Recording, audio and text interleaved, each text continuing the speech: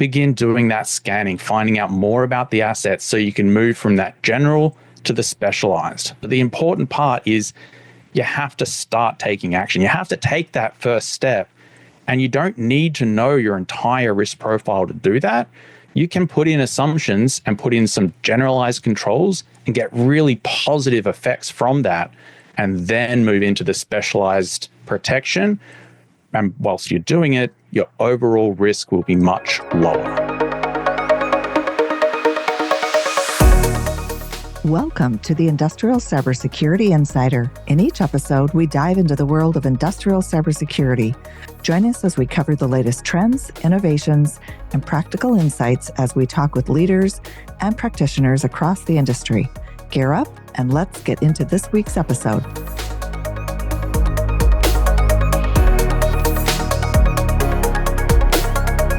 Hi, my name is Dino Busalachi, and today I have with me Dan Cartmill from TXOne. Welcome. Thanks, Dano. Good to be here. Yeah. So you can see I got my TXOne hat on. Thanks for sending that. No, I've actually been working with TXOne for the last 2 years. So why don't you tell us a little bit about your role at TXOne? Yeah, sure. So about 2 years is how long I've been at TXOne. So at the moment, I look after product marketing. So I work very closely with the product groups in developing how do we best describe our products so our customers and the market can understand if it is a good fit for them. I also look after our analyst relations practice as well. So I spend a lot of time with the industry analysts, which is with another interesting role for sure. That's what I look after at TXOne. So what brought you into the cybersecurity realm? Where did that begin? Yeah, so it's been quite a journey. So I've been doing information security, cybersecurity for about 17 years now. So I started back in Australia, as you can hear from the accent. So I was in the Australian Navy, the Royal Australian Navy, for about 8 years and started in communications and information systems. Back then, that covered a lot of things like physical security, information security, communication security, all of the more traditional senses of security, if you will. And during that time, the Australian Navy was still going through a lot of its modernization. And a part of that came up when it started using IP-based messaging. So before then, it was not using IP-based messaging and working on 75 baud communication channels and whatnot. It's a unique experience in itself. But as it started moving there, the realization came that, hold on, we'll need to look at the more cybersecurity part of this. So that led me to working as a security analyst in the Navy. So I changed into that specialty and worked at the SOC for all of the Australian Defence Force, which was a very interesting role. So I did that for a while, did that for a couple of years. Then when I left the Navy, I started working as a security analyst before moving to consulting. So then I worked with a whole bunch of different federal government agencies still in Australia, helping them design IAM systems, different network topologies, the network security side of things, before I then moved to the vendor side. That was the big shift. It definitely is a big shift moving from the practitioner side into the vendor side. As I did that, I was working in sales engineering, and I got the opportunity to come over to America. That was a great experience. About 5 years ago is kind of when this happened, and it was about in the space of 2 or 3 months actually. I decided, you know what?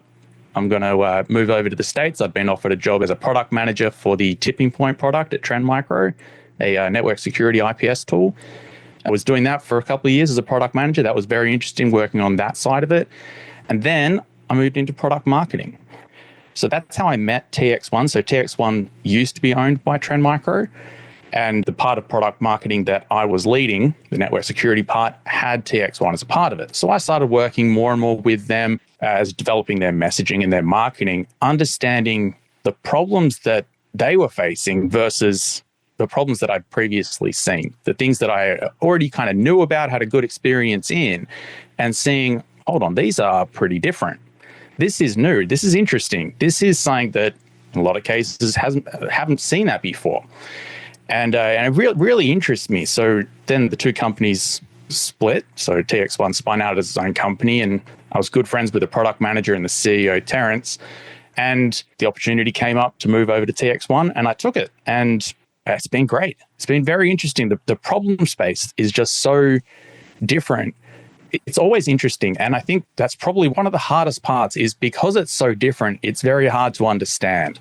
So a lot of folks need help understanding what is this actual problem that I'm facing, and do the approaches that I already know work, or do I have to consider something different? And being able to help explain that, as this is like still an emerging area of security, I think that's a really fun opportunity. And that's what keeps me interested, what keeps me coming to work each day. Yeah. So I'm guessing the light bulb kind of went off when you were in the Navy, right? And you have these, what we call connected physical systems. So the ships in the Australian Navy, obviously you have normal comms and data coming in for a wide range of other reasons, what I would call maybe like enterprise level. Communications, email, administrative stuff. But on a ship where you have weapons systems and you have propulsion control systems driving those ships, that's probably where you saw the industrial control piece, right? Like a plant floor manufacturing environment, right? So this is the challenge in our industry, as we have witnessed. I'd like to hear your take on it as you started connecting those dots between cybersecurity from the traditional enterprise business system component that we've been at for 20 plus years. And all of a sudden you see this shift that's like, I need to be concerned about these connected physical systems that rely on data to drive them. And how do we secure and protect that, right? And to me, that's the challenge. And the ownership of those assets is different than what IT would normally be responsible and control of. So what kind of challenges are you seeing part of TXOne in bridging that divide between these very different groups? Yeah, ownership, that's so core to the problem space as it exists in all of it, really. It all comes down to ownership in both understanding who is the owner, but also making sure that they're at the table when decisions are being made. So you can't have a different group making a whole bunch of different decisions. So let's throw an example out there. Say have the IT security team. They suddenly have a mandate to put cybersecurity in the OT environment, in this new production environment. So they make all the decisions themselves. They don't consult, get any input from. They blow into the manufacturing floor and say, here we go, we've got to go and deploy all of this stuff, just to be rebuffed and told, take a hike because you didn't consider anything that we need to manage here. Right. Priorities were different. The objectives were different. Seen it happen a lot of times. Right. Process and production and safety. Safety's job one, right, on the plant floor. So sometimes IT kind of miss that, and they can be in their practices, and the technologies, quite frankly, that they use are very disruptive in an industrial environment, you know? Yeah, that's absolutely the case. And a while back, as I was thinking about this problem, a good analogy struck me on how to describe, in a lot of cases, and it's not being done in a malicious way, it's kind of just how we go about approaching problems. So if we consider IT security, so it has its approach to doing IT security things, right? So inside the data center, inside the on-premise corporate environment. Kind of know how to do that. Yeah, there's changes and developments. For the most part, there's a pretty well-defined approach to take. Then along came cloud computing. And now the IT security teams were responsible for securing these cloud environments. So they were the Wild West initially, and then bad things started happening, and now requirements existed that they had to be secured. So the IT security teams were able, for the most part, to take their knowledge and their approach, their experience, and apply it to the new domain of cloud security. And how do we approach this to provide the security for it? Of course, there were changes that have been required and new technologies have come out, all of that kind of jazz. But for the most part, that skill set, that experience could transfer. So now enter the space is OT security. And the same thing's trying to be done, where it's, okay, well, this worked for IT, it also works for cloud. As I now approach this new security problem, I'm going to take the same mindset, the things that I know, the approaches that I know, and apply them into this new domain. The issue is that without understanding the restrictions and limitations, you don't realize until it's too late, or hopefully someone stops you, that, as you mentioned, what you do is going to be very disruptive.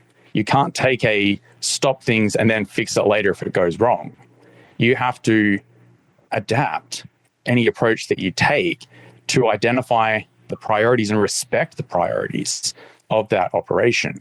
So it's a mindset change that's needed for a lot of teams to say, okay, I have this wide domain knowledge, but it may not be directly applicable.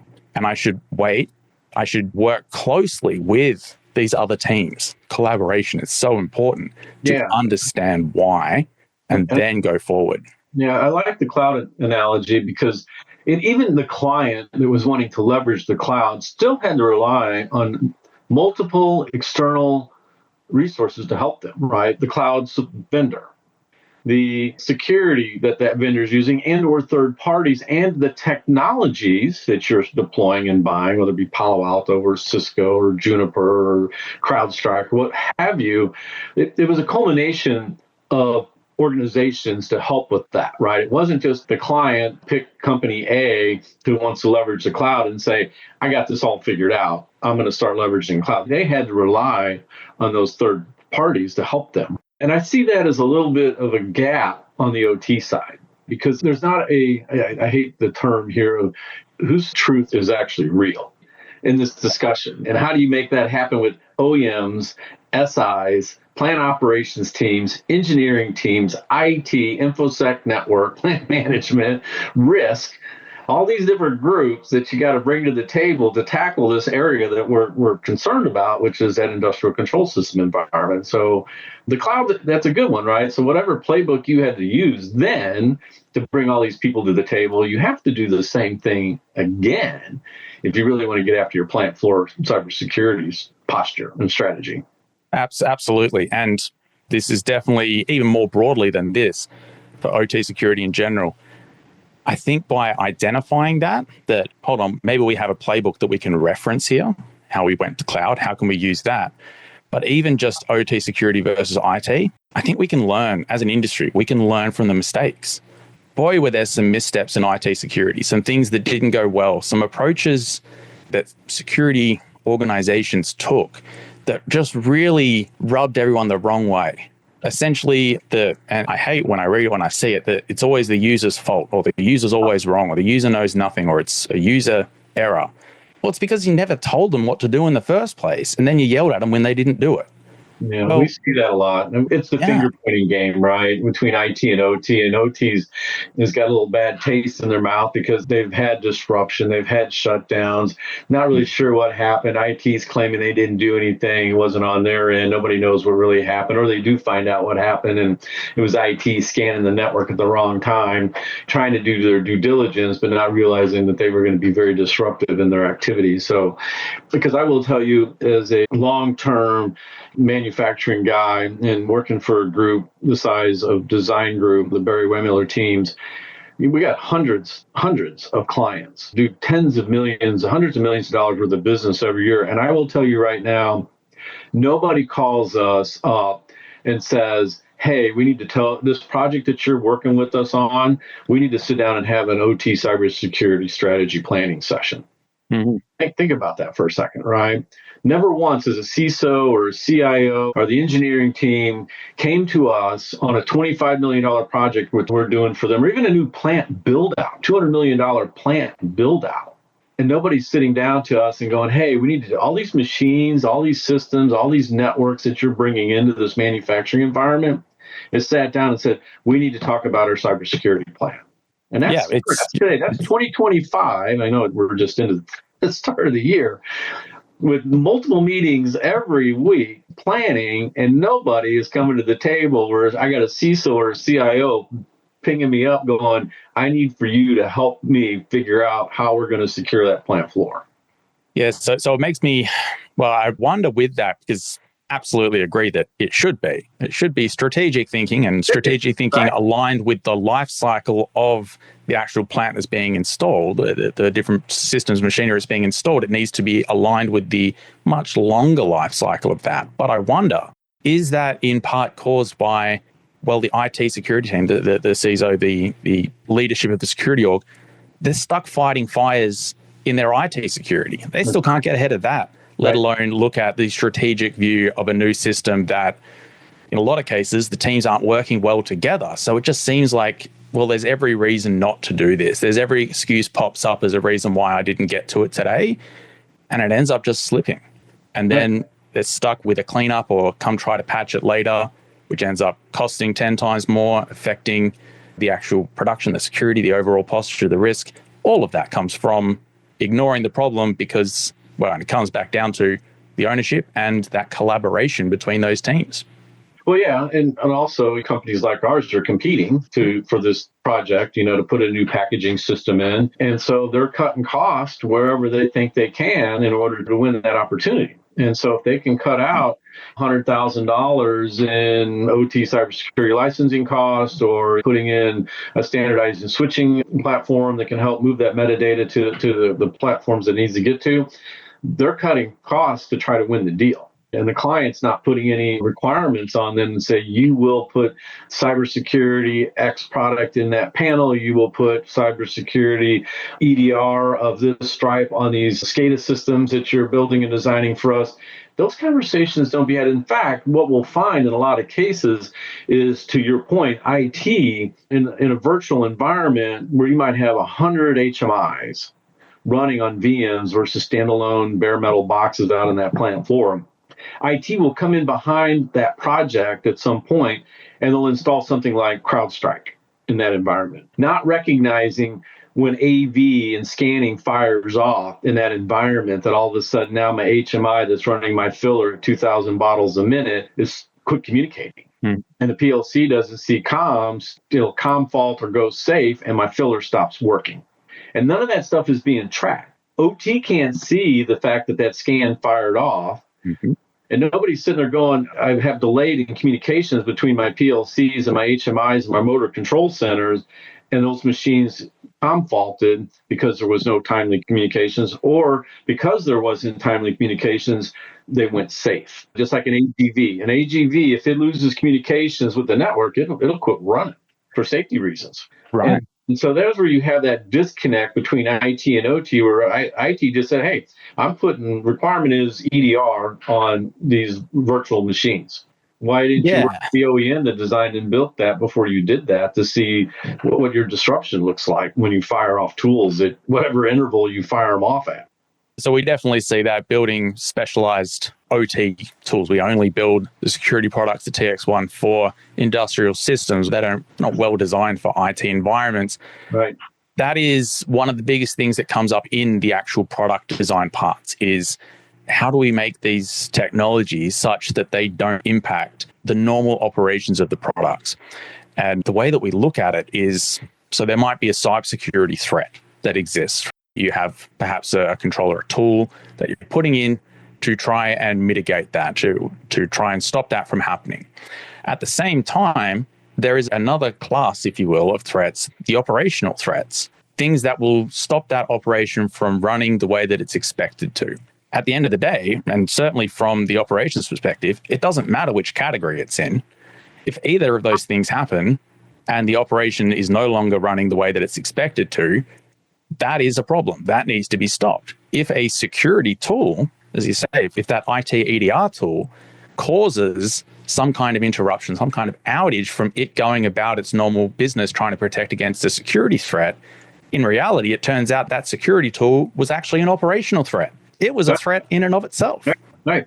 And nobody calls those out, right? And that's a great point. The question is, and when you call those out, because we see that, right? Because of the type of work that we do for the clients that we have that have gone down this path where we've moved into the OT cybersecurity ranks, having to negotiate with the InfoSec team, security team, networking team on what they're doing that's impactful to the plant floor, right? Because now we can see it. You get these intrusion detection systems that were built for OT, and they track and audit and log and show anomalies and different behaviors, good, bad, and indifferent in that environment. And then we're going back to the IT team going, you need to take these machines out of your list for you scanning them. If there's information you need out of this environment, tell us what it is that you need, and we can get that to you. We can feed integrations up to your CrowdStrike, up to your intrusion prevention systems, up to your SOC, up to your SIM, so you can get relevant key data off the plant floor without tripping it up and knocking it down.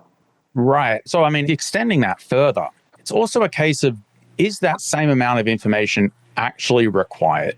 So if we think about the difference between your IT world, your OT floor, the difference between those environments has been described by everyone in every which way. But in the most simple terms for this explanation, it's deterministic. The production environment is very deterministic. We know more about what it's going to do, what it should be doing. It's much more unlikely that something unexpected will have to be done. It's not your workstation where one day you're working in Excel and the next second you need to open up your email client, or you need to then go listen to something on Spotify, listen to your latest podcast on Spotify. It's not happening on these kinds of machines. So we have more information about them, which means they can be locked down more.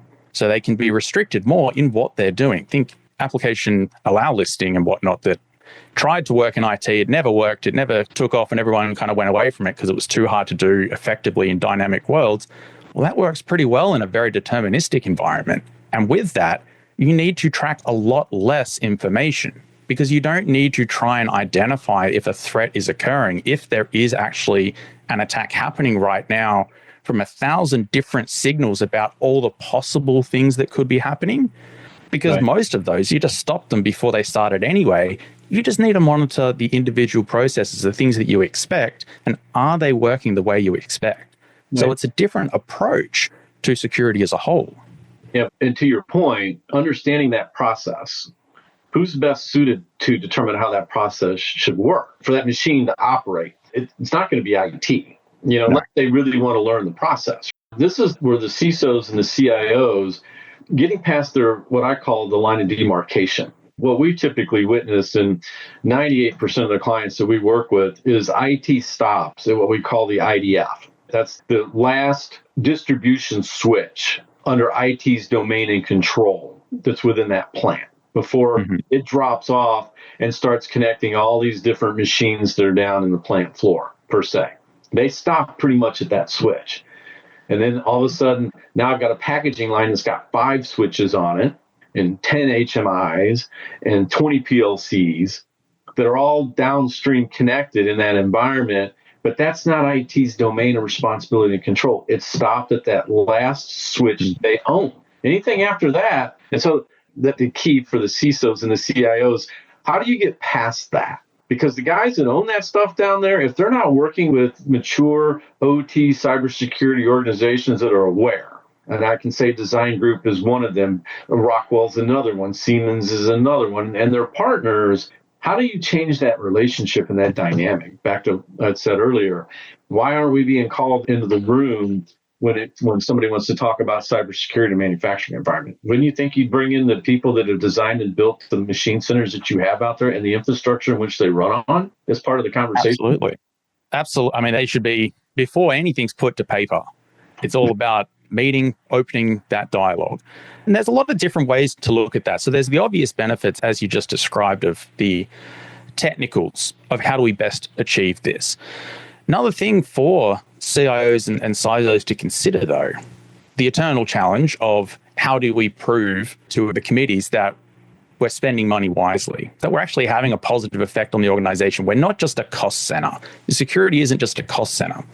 Well, the ability to do that inside of an operational environment, that data that you need to be able to provide that evidence has to be interpreted for you in almost every case, because it's going to be in an even more foreign language than what it will be for some of these IT systems. So if you've got that strong, close working relationship with your operations colleagues, they're going to help you convince and show evidence and show the power and how your efforts and the efforts of security inside of the OT environment is providing meaningful and material risk reduction. It's providing value, ensuring value. They'll help you describe that. So there's benefits beyond just the technical interlock across much more broadly in business. How do you describe value? How do you keep moving away from security being thought of as a cost center? Again, collaboration is key. Yeah, well, we use this term. You got to think globally. You got to think that way, but you got to act locally. Yes. Because these manufacturing environments, even under the same manufacturer, no two plants are the same. They're just not. They're different eras of control systems. They might have different automation technologies, the different processes. It even gets more difficult as you go across the globe. So if you're a global manufacturer, which we have running in the US, isn't necessarily how EMEA works or how Africa works or how Asia works, right? And so you got to act locally because the people on site, the boots on the ground at that level are the ones that are best suited with the information on how this plant operates and what does it have in it. And what does it take to fix things and to make the goods in which they make, right?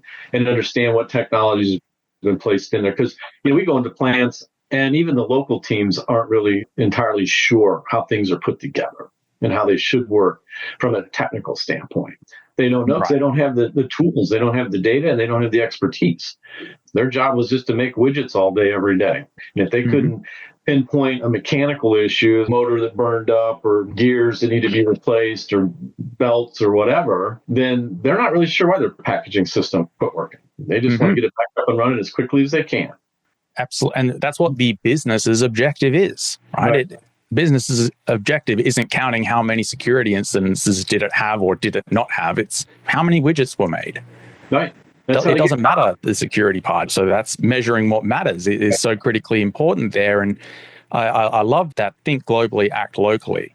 And that's certainly something that TXOne is working on with our TXOne SageOne governance platform that's being built out. Is a very strong development happening there where it's attempting to provide that unified view for that global visibility while still providing the local part. But this is, and it's a very interesting marketing problem, actually, because if you think about, to use the cliche term, the single pane of glass, which it's not looking to be that, because that's not what's really needed.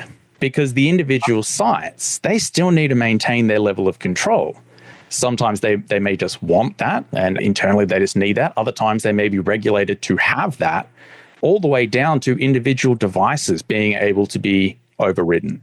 So that ability to have that local control is essential in so many of these environments. So instead of just trying to abstract away from that and provide some centralized view happening countries over that doesn't meet the mark, it's looking at how can we provide that global view in a way that makes sense? How can we surface that correct information? How can we help the governance and the policies be set in such a way that they can be effectively implemented within the confines, within the restrictions of the individual sites? Because as you said, they're all going to be different in how they're deployed, what's required of those deployments. But it's an interesting challenge and difficult to describe because it is, and this is the OT versus IT, it is so different. And we're used to how have we done this before? And it's a part of that changing our approach, understanding what other ways can we approach this problem. That's one of the big things we're working on in 2025 is how can we help describe that to help folks understand that there are different ways and here's the reasons why. And why is that important to know that? How does approaching it in a different way or considering these different factors help you in your overall security posture at an organizational level? Because it's not just about the IT security or the IT risk profile, the OT risk profile, it's the organizational risk profile that needs to be managed. How does it get effectively merged into that to allow us to not make the same mistakes of IT security as we begin OT security, as we continue OT security? How can we avoid those challenges of the past? Yeah, it's not part of its organization. I mean, because if you map out the organization between IT and OT, the first time, and this is usually the case, that they have the same manager is usually at the very top of the pyramid, usually at the CEO or president of the company, but before OT and IT have the same boss. And that's not where you want to be in this discussion, in my view, right? There has to be a different way of doing this. And it can't also just be the CIO sitting there saying, I'm running the cybersecurity game plan for this organization and I'm doing anything about the plant floor. Because I use a line that's kind of a little bit of poking the bear. It's when I'm asking a CIO a question, it's like, are you executing the same amount of due diligence to secure and protect your industrial control system environment as you do the enterprise? And you should see the looks that you get when you say that to them, because I know the answer, because I'm already doing work for you in the plant. I know based on the tools you're using, the resources you have, the budget that what you're doing versus what I'm seeing on the plant floor, they're not aligned. So I know you're not doing that. So is it your problem or not? Is it somebody else's problem to solve? And if it is, then let's get those folks in the room. Let's start having that conversation. You can facilitate it. Again, can't be the quarterback necessarily, maybe, but that's the conversation that needs to be had at that sweet C-suite boardroom level, in my view. Absolutely agree. Get the right people in the room, distribute some of that control. You don't need that vice grip on it. If you're the decision maker, make decisions, but you're not an expert at everything. Nobody is. Right. Get those right advisors in the room to help you make your best decisions. Right. Back to the cloud analogy when that started, right? You had to get the best folks in the room to help with that decision making. And we're not seeing that necessarily on this industrial side of things from a cybersecurity perspective. We're just not to the level of where I can say that over 50% of manufacturers are moving in that direction. Maybe 10%, 15%, are starting to play a different role and game in this, but 80+% of them are still out there in the wilderness wandering around. Yeah, and I think vendors play a part in that in terms of a disservice to that in a lot of ways. Where, so sure, risk absolutely exists in these OT environments. There are threats to them, but there's no need to hype it up at every opportunity. And this new wild piece of malware, this new vulnerability that exists that can only be executed with this wild chain of things occurring. If that's what's coming up in conversations, if that's what's leading this is why you should do security, that's not helping, because that's not the problem. The problem is things like the basic hygiene. Master the basics first, but that's not sexy. So by muddying the waters with all of these, or you have to do these 10 super advanced, higher level security activities, otherwise your plants are about to shut down. It's often not the case. And all that does is you ask for too much budget. Your goals are too lofty in what you're trying to do. You're trying to solve problems that others in the team and from the operations side may say, how could this even possibly be a problem? And they're very experienced risk professionals in the OT side, right? They're not new to this game. It's just a different context of the game. By getting away from that message and looking at what the actual problems are that need to be solved, what are the things that we can do now to make meaningful action? That is, I think, a good starting point as an industry for us. I'd love for us to be able to just reset that and move away from the hype and look at what are the basic things that if we mastered this, it would get rid of a lot of the problems, and then we can grow and advance, avoid the problems of IT security in its decades-long journey of trying to get it right. We can learn from that. They did the same thing. We can learn from that. Yeah. Part of some of the strategies that we're pursuing is that if we have clients that are our clients that we're doing the typical traditional OT activity, building machines, networks for them, control systems, et cetera. And then you have an IT consultant or partner that's working really well with the client's IT organization, and we're both in the same manufacturer, is working together with those partners to try to bring the two together, right? And get those type of relationships formed where they're selling collaboration and data center and software-defined networks, or bringing in new firewall technologies to them, and they're manufacturing X. And we're out there putting in packaging lines and doing support and maintenance and maybe some brownfield work or some lifecycle replacement. And the same client X, how do we get together to help bring these guys together, right? That's part of the initiatives. And not only that, the partners, right? Like TXOne, if you're working with the IT side, there has to be a counterpart on that OT side. Somebody driving this that's part of it. And the resources are short on the OT side, no doubt about it. I mean, they're short on the IT side. Look at all the cybersecurity jobs that are out there that companies are trying to fulfill. The plant floor is no different. We got a lot of people retiring and a lot of experiences walking out the door. And for every two that are leaving, only one's coming in. And not everybody wants to work in an industrial environment for the obvious reason: dirty, dangerous, dark, whatever. Plant floor is not for everybody. It's a challenge where you're going to have to rely on your partners in this particular case to get going. If you think you can do it yourself internally, you're going to be at it for a long time. Yeah. You use all the resources available. Yeah. Avail yourself of all of those resources, because you're not doing this alone yourself. In your own organization, you're not trying to take on everything. You're working with other organizations, other suppliers, vendors, and whatnot. This is no different. It's the same situation that exists. And if you don't take advantage of all of that additional brain power, I guess, you'll miss things. And unnecessarily in a lot of cases. And this is definitely one thing that I've noticed about OT security in general. There's a lot of eagerness to help, a lot of eagerness to share information and talk through the challenges and whatnot. The problem is that the conversations that start that aren't happening as much as they should. But once they open up, once that dialogue is there, that conversation, that communication can be really good and really powerful. And a lot of learning takes place, and we end up with way better results as an outcome of that. Yeah, it made me think of something, one of the points that you made. It's the modeling. In the IT world, if you got 50 sites and you need to deploy new firewall upgrades or whatever, there's a pretty good model for IT to go, okay, 50 sites, I know how many resources it's going to take, I know how long it's going to take, I know how much it's going to cost. I can get this done in a year, and it's going to cost $3 million. And then I'm going to pay $500,000 a year maintenance and support from there forward. They've got a pretty good model. On the OT side, there's not a good model because the environments are so different to go, well, what's this going to cost me? Well, if I go back, if I show you the punch list of things that I need to have regarding that manufacturing facility, and I got to trust and I got to verify what you're telling me, because sometimes what people tell me is not necessarily what I find on the plant floor.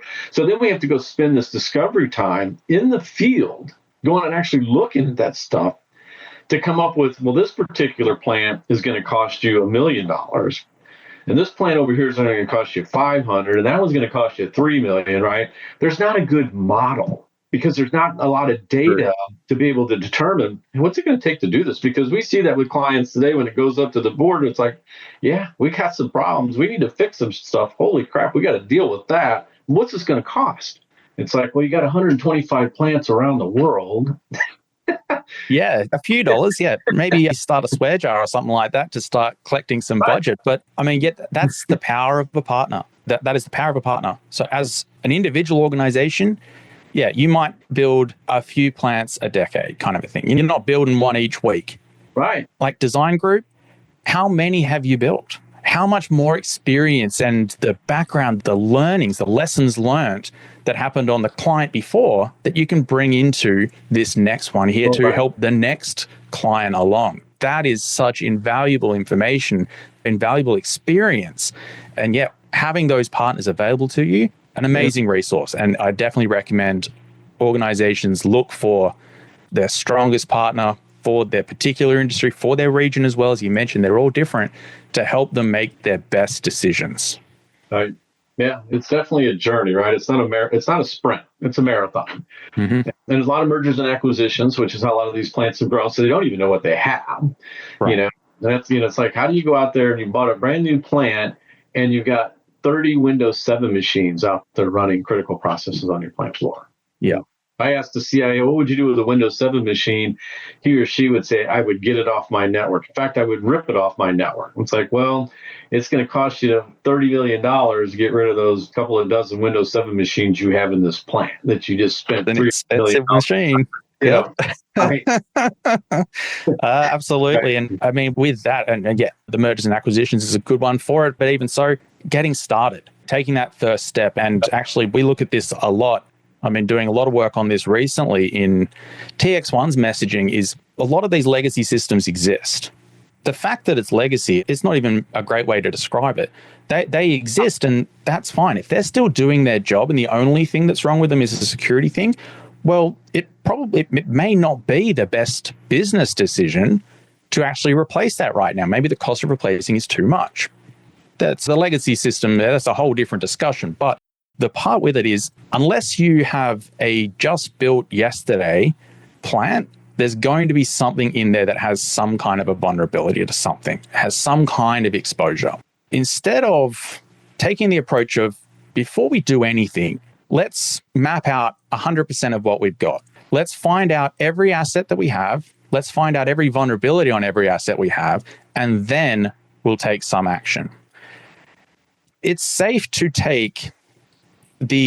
make the assumption that if my environment wasn't built yesterday or wasn't built today, there will be some kind of a vulnerability.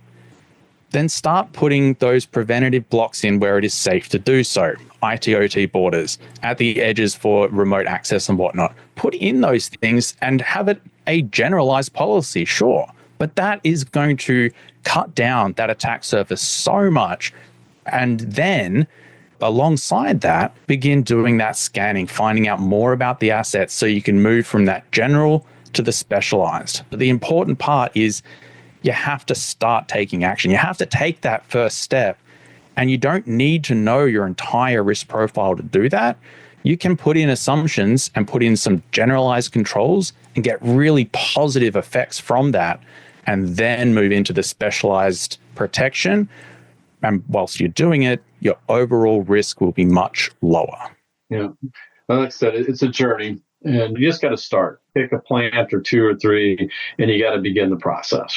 So you can figure out what kind of people do I need, what kind of partners do I need, what kind of technologies do I need to be working with. Begin the process, and don't try to let IT do it in a vacuum, because if you let them do it in a vacuum, you will fail. Yes. Straight up fail. There's no question about it. You're going to struggle and you're going to give up. They're going to walk away, and the plant's not any safer than they were than when you started.